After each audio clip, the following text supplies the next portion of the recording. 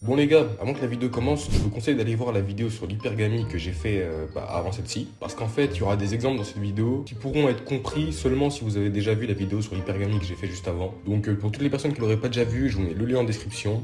Et pour tous ceux qui l'ont déjà vu, aujourd'hui, on va approfondir un peu plus dans la psychologie féminine en parlant des shit tests. Il faut savoir qu'un shit test, c'est pas forcément féminin. Tout le monde peut en faire. Mais comme j'ai l'impression que vous aimez bien quand je parle des femmes, du coup on va approfondir un peu plus dans ce sujet. C'est quoi un shit test? Un shit test, c'est tout simplement quand une femme te dit quelque chose de légèrement provoquant, moqueur ou déstabilisant, pour encore une fois, tout simplement te tester. Et là, tu dois sûrement te demander, mais me tester par rapport à quoi? Et c'est là que la vidéo sur l'hypergamie intervient. Mais t'inquiète pas, comme d'habitude, je vais te donner un exemple pour que tu comprennes mieux. Mais avant ça, faisons une petite mise en situation.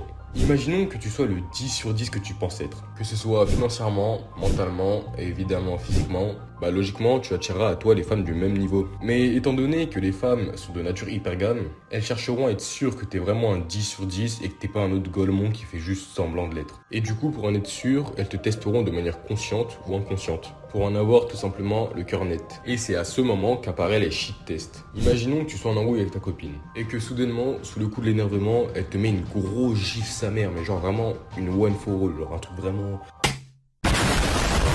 Et du coup, ta réaction déterminera comment elle se comportera avec toi. Imaginons que juste après la gifle, tu te mettes à chialer comme un gros bébé, genre. J'ai pas besoin de t'expliquer comment est-ce qu'elle te verra, honnêtement. Au lieu qu'au contraire, si tu lui fais comprendre de manière calme que tu veux plus jamais qu'elle lève la main sur toi, tu réussis le shit test. Là, ce que je viens de te donner, c'était vraiment juste un exemple parmi tant d'autres. Et aussi, il faut que tu comprennes qu'il n'existe pas de réponse prédéfinie. La réponse dépend vraiment de toi et de la femme qui est en face de toi. Bref, dans tous les cas, pars du principe que si une femme prend le temps de te faire des shit tests, que ce soit consciemment ou inconsciemment, c'est qu'elle est un minimum attirée par toi. Donc juste fais en sorte d'utiliser les shit tests à ton avantage. Bref, comme d'hab les gars, c'était une vidéo assez courte. Je le dis pas souvent, mais pensez à lâcher un like et vous abonner. Voilà, ça me dégoûte de dire ça, mais bref.